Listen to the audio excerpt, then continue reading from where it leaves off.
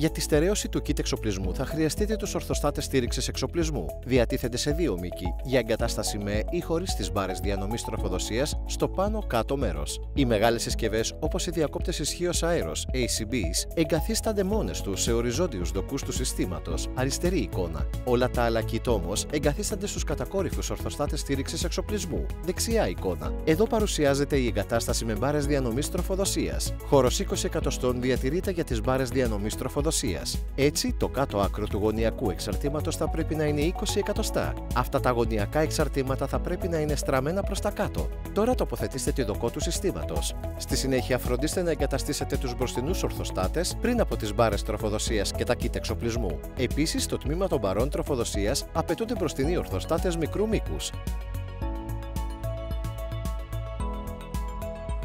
Για την εγκατάσταση των kit εξοπλισμού απαιτείται κάτι ακόμα, η τοποθέτηση των πίσω ορθοστατών. Στερεώνονται σε αυτά τα γωνιακά εξαρτήματα. Τοποθετήστε τις έτσι ώστε να είναι στραμμένες προς το εσωτερικό του ερμαρίου σε απόσταση 200 χιλιοστών από το μπροστινό μέρος. Μια άλλη μέθοδος για να βρείτε τη σωστή απόσταση είναι η μέτρηση των τετράγωνων οπών στο μέσον κάθε ομάδας τριών. Κάθε τετράγωνη οπή έχει απόσταση 10 εκατοστά.